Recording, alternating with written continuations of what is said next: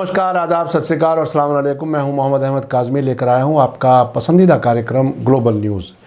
इस वक्त बड़ी खबर अमेरिका से है, जहां फॉर्मर प्रेसिडेंट डोनाल्ड ट्रंप ने कहा है कि अब से पहले इजराइल अमेरिकी कांग्रेस को कंट्रोल करता था, पर अब ऐसा नहीं है। अब इजराइल अमेरिका में कमज़ोर पड़ा है।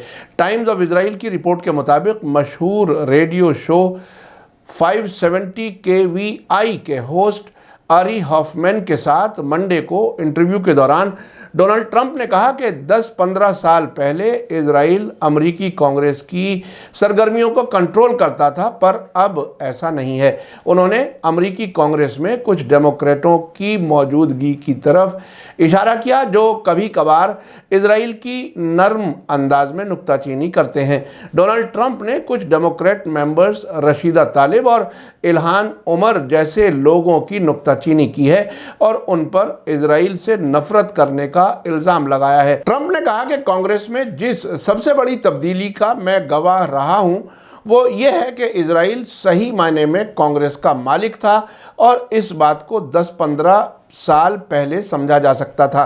ट्रंप ने आगे कहा कि इस वक्त इसका उल्टा है और अब वहां पर इल्हान उमर और अलेक्जेंड्रिया ओकासो कार्टेज हैं और ये वे लोग हैं जिन्हें इजराइल से नफ़रत है और बहुत ज़्यादा इजराइल से नफ़रत है, और अब ये लोग कांग्रेस को कंट्रोल करते हैं और अब अमेरिकी कांग्रेस में इजराइल की पकड़ नहीं रही है।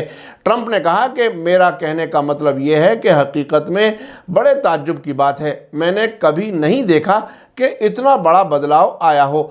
इजराइल की पहले अमेरिकी कांग्रेस पर इतनी पकड़ थी और उसका हक भी था, पर अब ऐसा नहीं है। यकीन नहीं आता। आपको बता दूं कि डोनाल्ड ट्रंप अपनी हुकूमत के दौरान इजराइल को गैर मामूली तरीके से सपोर्ट करते थे। उन्होंने गैर कानूनी इजराइल के कब्जे वाली सीरिया की गोलान हाइट्स की पहाड़ियों को इजराइल के हिस्से के तौर पर तस्लीम किया था। अमेरिकी एम्बेसी को तेल अवीव से यरूशलेम शिफ्ट किया और नेतन्याहू के कहने से ही वो एक तरफा तौर पर ईरान न्यूक्लियर समझौते से अलग हो गए। आपने देखा कि डोनाल्ड ट्रंप के बयान से एक बात साफ जाहिर है कि अब इजराइल अमेरिका में काफ़ी कमज़ोर हो चुका है। इसी साल मई में हुई इजराइल फ़िलिस्तीन जंग के बाद इजराइल ने अपने iron dome missile defence system को अपग्रेड करने के लिए अमेरिका से $1 अरब की मदद ली है, लेकिन जो बाइडन इजराइल की मर्जी के खिलाफ ईरान न्यूक्लियर समझौते में वापस शामिल होना चाहते हैं। आखिर मैं आपको याद दिला दूं कि अगर आपने अभी तक media star world YouTube channel subscribe नहीं किया है तो सब्सक्राइब कर लें और घंटी दबाना ना भूलें, और अगर आप हमें फेसबुक पर देख रहे हैं तो हमारे पेज को लाइक करें ताकि हमारी हर नई वीडियो की खबर आपको सही वक्त पर मिल सके। इसी के साथ मुझे दीजिए इजाज़त। ग्लोबल न्यूज़ का ये एपिसोड आपको कैसा लगा कमेंट्स में ज़रूर लिखें। थैंक यू, धन्यवाद, शुक्रिया।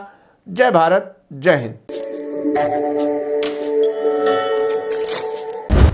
मीडिया स्टार वर्ल्ड की और वीडियो देखने के लिए हमारे चैनल को सब्सक्राइब करें और सीधे नोटिफिकेशन पाने के लिए बेल आइकन दबाएं।